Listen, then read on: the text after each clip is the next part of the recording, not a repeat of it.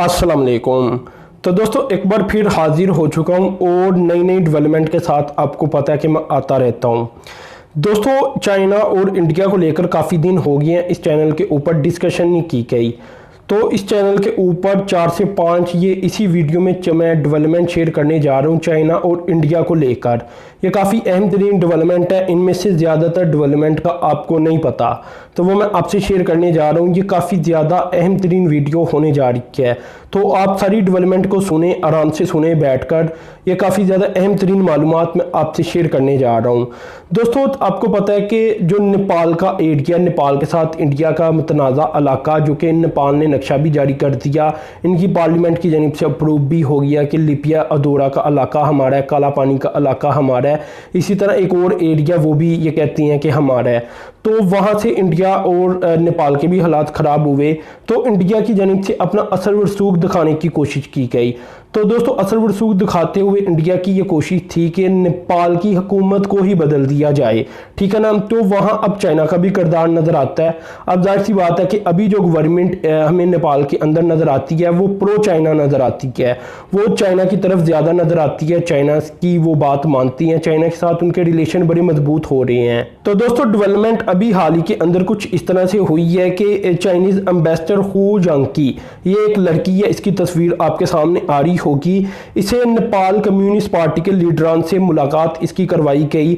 इसके जो पीएम ओली है उसके साथ भी इसने मुलाकात की। इसके अलावा जाला नाथ खनाल, ये मुख्तलिफ लीडर्स हैं, उनके साथ मुलाकात की गई। इसी तरह और भी जो प्रेसिडेंट हैं इनके नेपाल के, विद्या देवी, उनके साथ मुलाकात की गई। बंदारी हैं ये एक।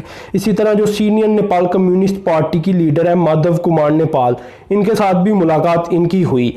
अब इन्होंने चाइना का पैगाम इन्हें पहुंचा दिया कि इस हुकूमत को आपने डिस्टेबलाइज नहीं करना, और इसके ऊपर चाइना को लेकर नेपाल, इसके अलावा इंडिया में खास तौर पर बड़ी तनकीद हो रही है कि नेपाल के अंदरूनी मामलात के अंदर चाइना आ रहा है।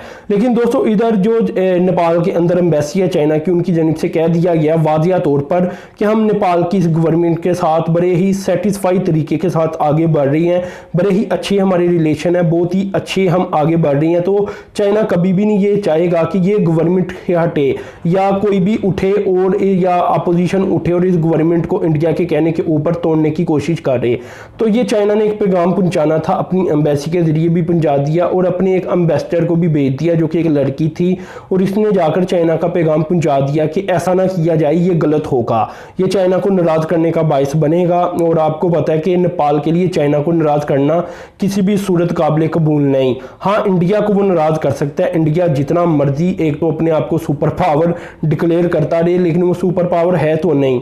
तो यहाँ अब नेपाल, इंडिया और चाइना को लेकर ये डेवलपमेंट पीछे इसी हफ्ते के दौरान हुई थी और ये बड़ी डेवलपमेंट थी। हालांकि दोस्तों इधर मैं आपको ये भी बता देता हूँ कि काठमांडू पोस्ट, ये एक बड़ी ही कमाल की न्यूज़ एजेंसी है नेपाल के अंदर। इसके साथ चाइनीज़ एम्बेसी के जो आप कह लें कि बड़े बड़े ओहदेदारान हैं उनकी जानिब से गुफ्तगू की गई बाकायदा, और ये कहा गया कि हमें ये जो मुश्किलात पेश आ रही हैं नेपाल के अंदर, इस पार्टी को जो कि अभी हुक्मरान है पीएम ओली को, हम ये नहीं चाहते कि वो अपनी जगह से हिले और चाइना इन्हें स्टेबल देखना चाहता है। तो यानी बात इतनी खुल चुकी है चाइना और नेपाल को लेकर के, चाइना वाजिया तौर पर सामने आ चुका है नेपाल को बचाने के लिए और नेपाल की गवर्नमेंट को बचाने के लिए। तो दोस्तों एक डेवलपमेंट तो ये हुई जिसमें इंडिया को मुंह की खानी पड़ी और इंडिया आप कह लें कि बुरी तरह पीछे हटा। देखें ये इंडिया की बड़ी शिकस्त है, ये शेयर मैंने इसलिए की है कि ये कोई कहानी नहीं मैंने सुनाई, ये इंडिया की बहुत बड़ी शिकस्त है इंटरनेशनल लेवल के ऊपर।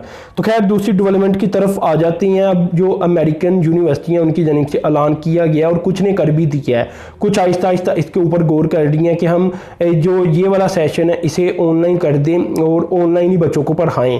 तो ऐसे में अमेरिका की जानिब से अब ये रिस्पॉन्स जाहिर किया जा रहा है कि अगर ऑनलाइन स्टडी होगी तो जितने भी इंटरनेशनल स्टूडेंट हैं उन्हें अपने मुल्कों में जाना पड़ेगा।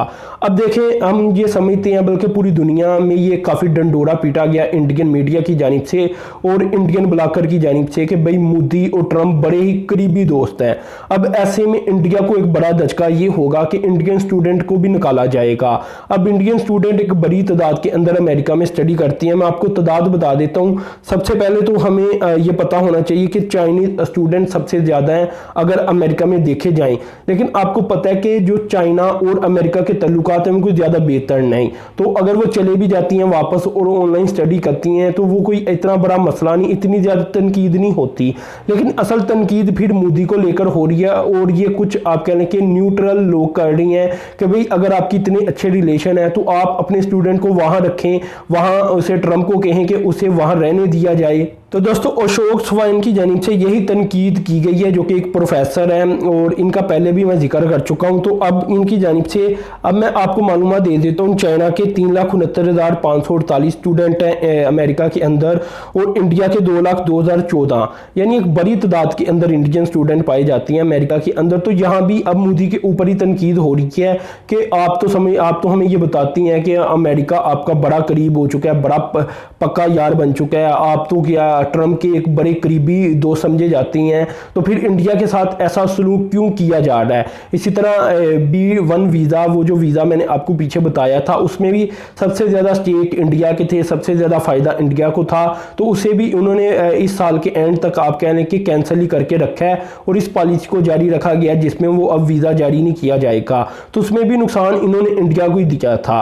यानी अमेरिका सिर्फ अपने मफादात का सोचता है, और न्यूट्रल लोग इंडिया में यही कह रहे हैं कि भाई अगर आप मोदी ये समझता है कि अमेरिका के हम करीब जा रहे हैं तो उसे गलत फहमी है। तीसरी डेवलपमेंट दोस्तों कुछ इस तरह से है कि ये बताया जा रहा है कि ये इंडियन मीडिया ही बता रहा है, हमें तो यकीन नहीं है कम से कम, लेकिन मैं फिर भी रिपोर्टिंग कर देता हूं कि इंडियन मीडिया कह रहा क्या है।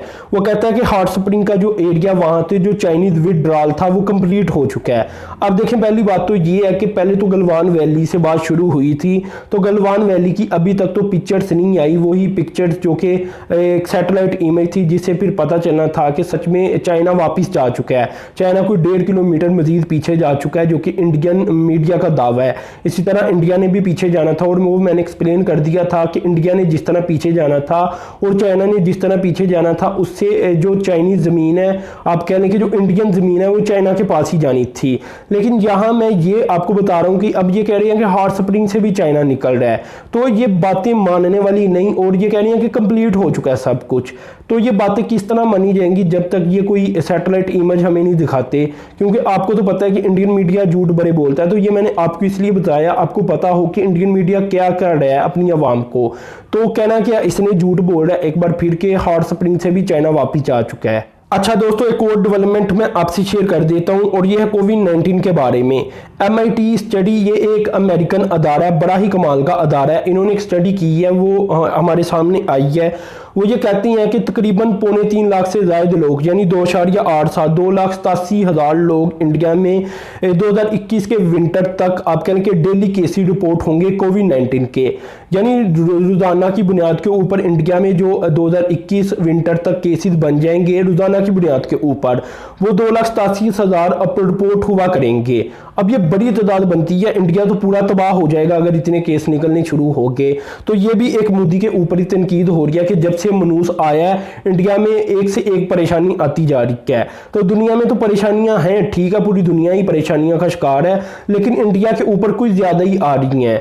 तो ये भी एक डेवलपमेंट है जो सामने आई है इंडिया मोदी को लेकर, और इसमें भी चाइना का जो गुस्सा आपको पता है इंडियन अवाम के अंदर पाया जाता है, जो न्यूट्रल लोग हैं उनके अंदर पाया जाता है, वो भी इन चीज़ों के ऊपर वो निकाल रहे हैं मोदी को लेकर। तो दोस्तों ये कुछ डेवलपमेंट थी, ये नहीं आई थी, मैंने सोचा ये आपसे शेयर की जाए, ये काफ़ी अच्छी डेवलपमेंट थी इंडिया को लेकर।